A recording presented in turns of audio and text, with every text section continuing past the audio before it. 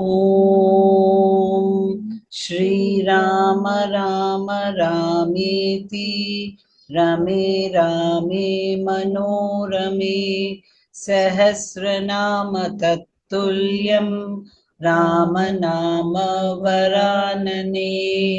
ॐ आपदामपहर्तारं दातारं सर्वसम्पदां लोकाभिरामं श्रीरामं भूयो भूयो नमाम्यहम्। Namaskar. Namaskar. Today we read Canto 49, which has of the Ayodhya Kandam, which has 18 verses. Having covered a long distance in the meantime, SriRama finishes the morning bath and devotions, and having crossed the Vedasruti, the Gomati, and the Syandika rivers, presses forward, talking with Sumantra. आज हम एक ऊना पंचायश सर्गा का पठन पाठन और श्रवण करेंगे।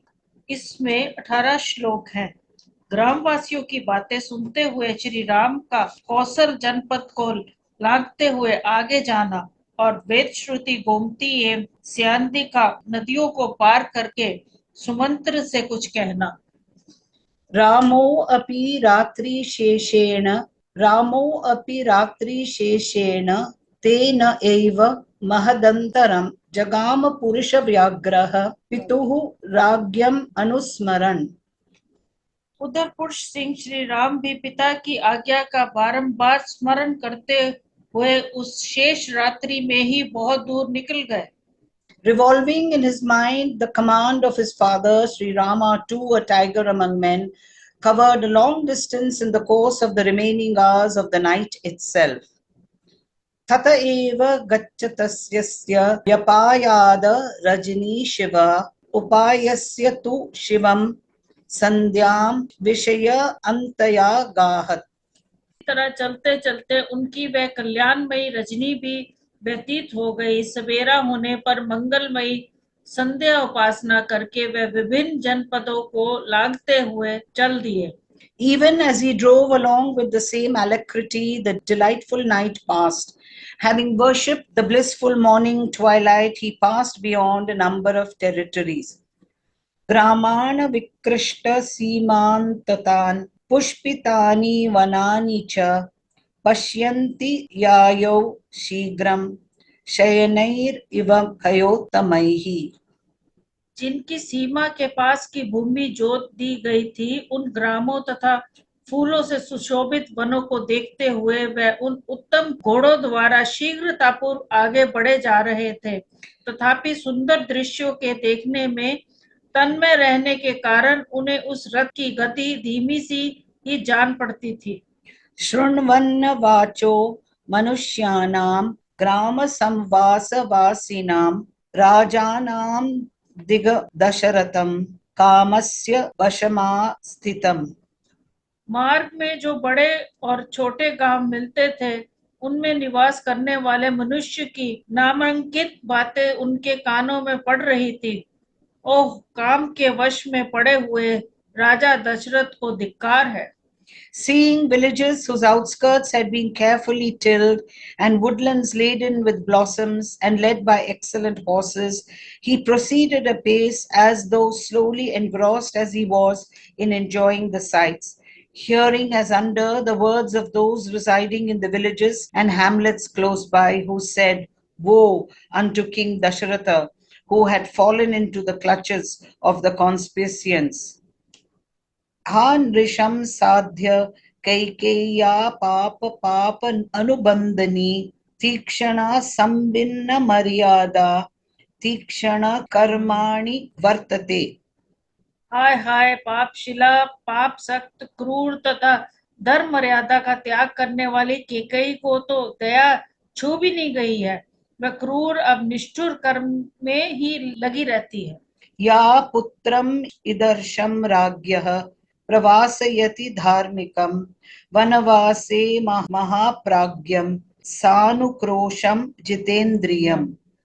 जिसने महाराज के ऐसे धर्मात्मा, महाज्ञानी, दयालु और जितेंद्रिय पुत्र को वनवास के लिए घर से निकलवा दिया है।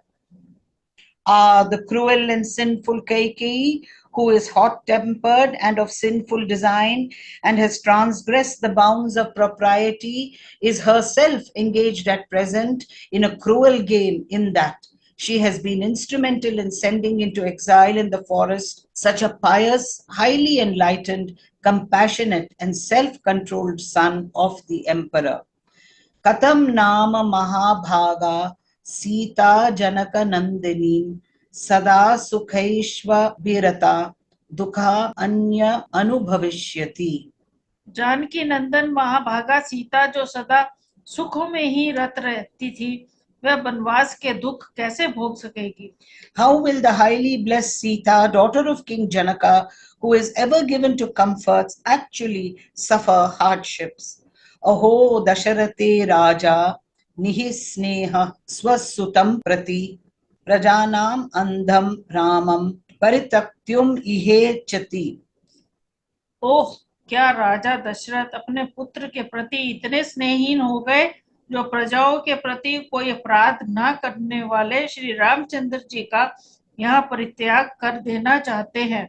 What a pity that King Dasharatha has grown so devoid of affection on this occasion that he seeks to abandon SriRama, who is sinless, towards the people. Eta vacho manushyanam grama samvasa vasinam shrunvana ityayo viraha kosalana kosaleksharaha. छोटे बड़े गांवों में रहने वाले मनुष्य की ये बातें सुनते हुए वीर कौशलपति श्री राम कौशल जनपद की सीमा लांघकर आगे बढ़ गए.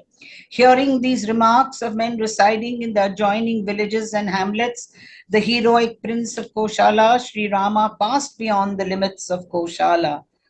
Tato Vedak Shrutim Namam Shiva Varivahyam Nadim Uttirya Abhimukhaha Praya Adagastaya Adyushitam Disham.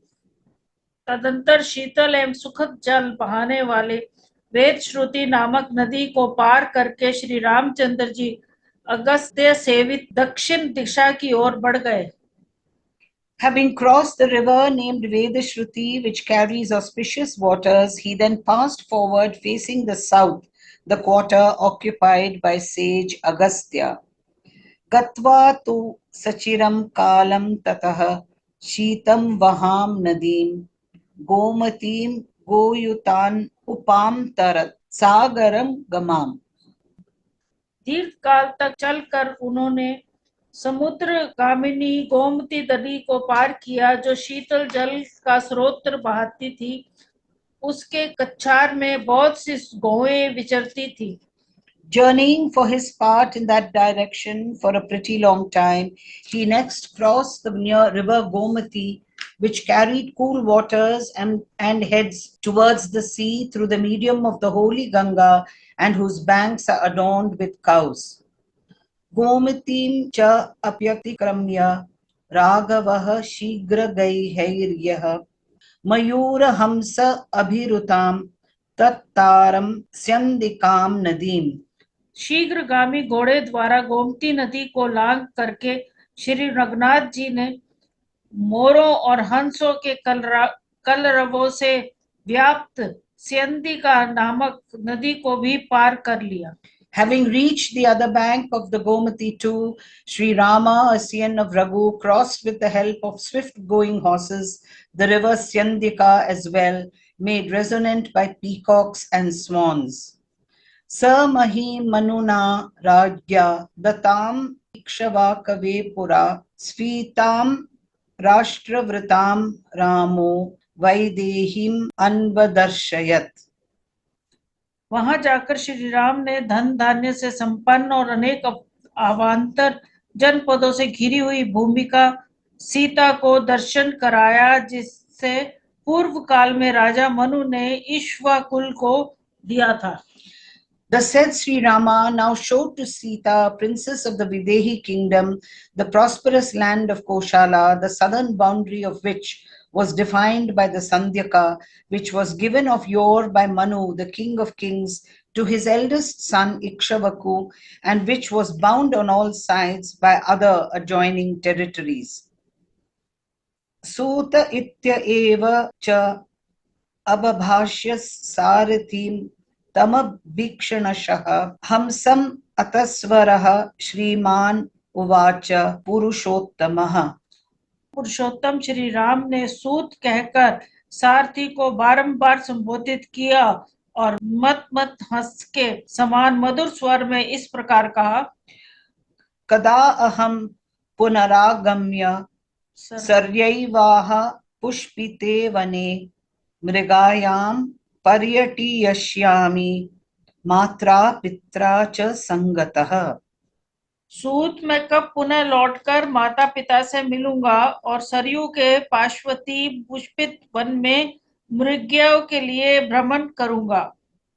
Repeatedly addressing the aforesaid charioteer in the words, O charioteer, the glorious Rama, the foremost of men, whose voice resembled the crackling of a swan in rut, said, when returning back to Ayodhya and united once more with my parents, shall I roam hunting in the woodlands bordering on the Saryu and laden with blossoms? Na atyatharma abhikakshami मृगायाम Saryu वने रतिह्योषातुला लोके राजऋषि गणस सम्मता। मैं सरयू के one में शिकार खेलने की बहुत अधिक अभिलाषा नहीं रखता। यह लोक में एक प्रकार की अनुपम क्रीड़ा है जो राज ऋषियों के समुदाय को अभिमत है। I do not hanker much after sport in the woodlands bordering on the Saryu. In fact, it is a unique enjoyment made much of in the world by hosts of royal sages. Raja Rishinam hi loke asmin ratyartam mrigayavane manujair dharma vinanam abhikangshitam. इस प्रकार लोक में one में जाकर शिकार खेलना राजऋषियों की क्रीड़ा के लिए प्रचलित हुआ था। अतः मनु पुत्रों द्वारा उस समय की गई ये क्रीड़ा अन्य धनुधरों को भी अभिष्ट हुई है। Truly speaking, hunting in a forest was resorted to in the world for the gratification of royal sages, even though it was adopted at a time by the sons of Manu and was sought after by other bowmen. I do not long for it excessively. सहतम अध्वानम ऐक्षवाकः सूतम Madurai गिरा तम तमर्थम अभिप्रेत्य ययौ वाक्यम उदीरयन्।